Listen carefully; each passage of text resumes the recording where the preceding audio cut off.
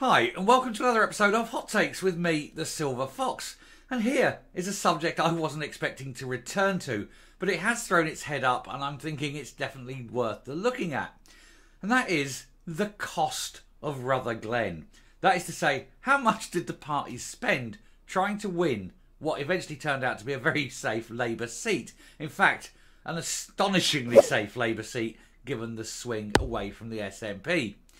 Well, the answer is the SNP spent an absolute fortune, relatively speaking, a fortune trying to regain the seat after Margaret Ferrier bugged off because she couldn't follow her own rules. They lost the seat. They then cried about it and because the cost was so immense. It wouldn't be so bad if they'd won, but to spend all that money and lose is astonishing. Let's have a look, see how much it really cost them at a time when they are running out of money very rapidly and they need every success they can get. And since Hum's taken over, they haven't won a single election. What does that tell you about the bungling fool? Anyway, here goes. So, humiliation for Humza Yousaf as the SNP outspend Scottish Labour in the Rutherglen election, and then they get absolutely hammered and thrashed by them. And when you see the numbers, it's a lot of money, and I can't see how they can even afford to run a general election campaign if this is how much it costs for one constituency. I don't think they've got the cash to run it. And there's him the other day going, oh, we want to have an election, we want to have an election. No, you really don't. The First Minister put himself front and centre of candidate Katie Loudon's attempt to retain the Margaret Ferrier seat, but fell to a crushing defeat to Scottish Labour. Now, I didn't expect to have a story involving the words Katie Loudon again, but there we are, and there she is, and she's out on the knock, banging up the people and going, hello, please vote for me. And they're all going, no. Because that's effectively what's happened. They all voted Labour. 20.7% swing or whatever it was. Immense amount of swing to the Labour. So all that time, effort and money wasted. And it's good to see because it helps hasten their end. If we can't beat them at the ballot box, we can at least beat them in the bank account. Anyway, Humza Yousaf has been left red-faced. I don't think he can. When you look at how blatant he is at some things, I don't think he's ever embarrassed at anything, is he?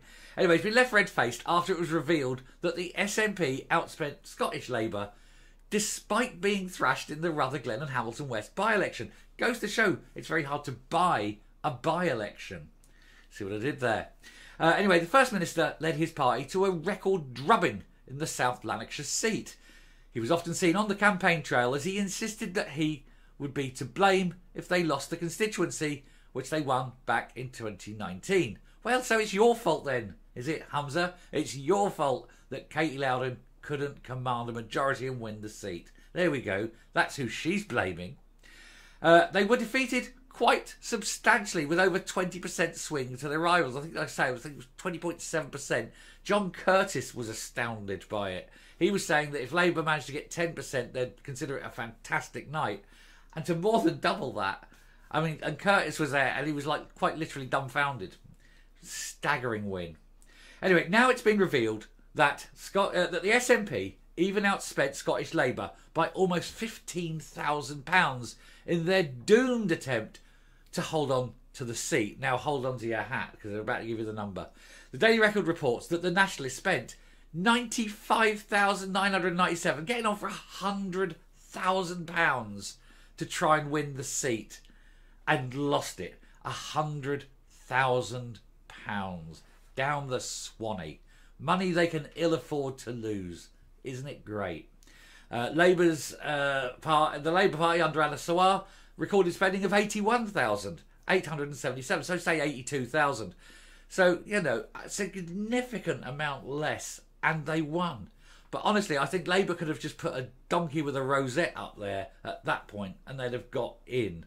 They didn't count the votes, they weighed them. It was that much of a swing to Labour.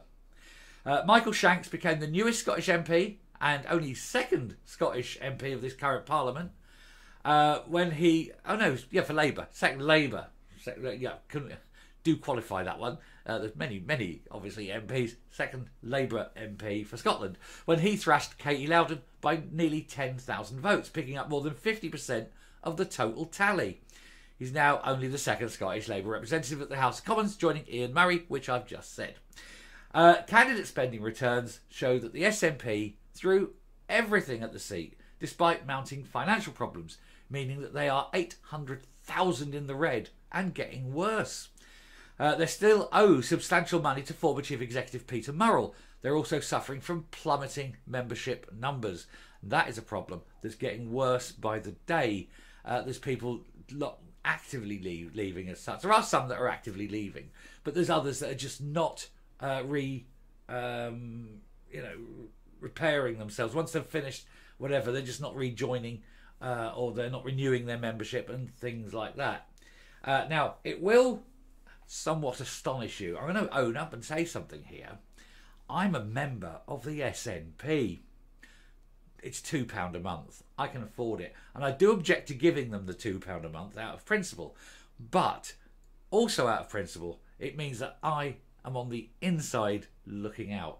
And when they send me stuff, I get to see it before sometimes it's announced. I get this. And that is how I can sort of keep an ear on the ground. And if ever I get a vote to see who the next leader is, I get a vote on who the next leader is. And I can pick someone outrageous. I'll pick the worst one and go with them. Because while I think, for example, that the best leader the SNP have got for Scotland would be Katie, not Katie Loudon, Kate Forbes, sorry, Kate, looking at the picture of Katie Loudon there. Kate Forbes would be the best for Scotland for the next 2 years till the election. That wouldn't be my pick. I would see who's on the list and pick the worst and vote for them, because fun. Anyway, the Nationalists splashed out 41,000 on advertising, 30,000 on unsolicited materials to voters, 7,500 on agent and other staff costs, and 10,000 on accommodation and administration. In addition, 17,000 was spent on election address, 10,000 on voter survey, and the party gave around 3,000 to Jack McKelvey for services. That's Jack's little backhander. They do like to be able to help their chums out when times are hard. Anyway, another 2,390 was given to TNT for rent, while 573 was spent on a carpet and 3,500 on refurbishment. The SNP came under fire during the campaign for handing out 0-hour contracts for people to canvass, despite them canvassing against and campaigning against 0-hour contracts at Holyrood. It's like, yeah, 0-hour contracts are really shit when other people are doing them, but when we need cheap slave labour, they're excellent. Hypocritical twats, aren't they? Anyway, the Scottish Labour Bill was significantly less. They spent 15,000 on advertising, 22.5 on unsolicited materials to voters, 5,300 on transport, 3,800 on public meetings, 31,000 on agent and other staff costs, and 4,000 on accommodation and admin. They relied on the UK Labour to supply a number of items for them, as the party headquarters in Rushworth Street in London was listed as a prominent supplier. Well, of course, this is the one thing that the Scottish Labour have got that the SNP don't. A big brother that can slip them a tenner under the table. The SNP don't have that. And in fact, they don't have much by way of membership. They don't have much by way of corporate sponsorship, because all the corporate sponsors are leaving them. They don't want to be associated with what is potentially a bunch of crooks. And so their income is very, very much reduced. But they still have overhead. And they are getting poorer and poorer. And it only takes one supplier to pull the plug, take them to court, say they're not paying, bang, and wind them up. They can get a winding up order. That'd be a shame, wouldn't it? Or not. The other thing, not. Scottish Labour recorded 81,800 in campaign donations from the party, while the SNP declared about 95,000 in donations from themselves. Part of this was a cash donation of £5,428 and 90,000 in non-cash. The other end of the spending spectrum was the Tories, who only spent 13,000 on the candidate Thomas Kerr's campaign, which ended up with him losing his deposit. Oh dear, what a shame. Thomas Kerr is related, of course, to Mark Kerr, which is a very weird setup to be in. But there we go. Anyway, following the crushing defeat, Mr Yousaf rushed to blame other factors for the loss. even though he said if he loses, it would be his fault. But of course, then they lost, so it can't be his fault because he never fails. He said it was Margaret Ferrier's fault, and then he also blamed COVID 3 years after the COVID lockdown ended, and he blamed the police because they were daring to investigate the SNP. Yes, damn those police investigating criminals. How dare they? So there they are, a pair of losers. One has just lost more than the other. He doesn't know what a big loser he is yet, but he will find out fairly soon. Coming up and doing, I tell you, it is funny watching them lose, isn't it? You can watch it all day. Imagine spending £100,000 and getting nothing for it. Unbelievable, isn't it? Unbelievable. But they've got this problem now. They are going to have an election coming up, probably about this time next year, if not slightly earlier. October next year, at the latest, probably. It can actually go until 25, I think February 25 or something. But it's likely to be October next year. And they have got all those seats all over Scotland that all need to be fought. And even if they don't spend 100,000, you know, they're still going to have to spend millions. And they haven't got millions to spend. They are broke. They've got no backing. They've got no funds. They're screwed. And it's just joyous. They just can't. I think there's going to be seats where they just cannot afford to fight the seat. They'll have paper candidates, but they're just going to not spend any money on it.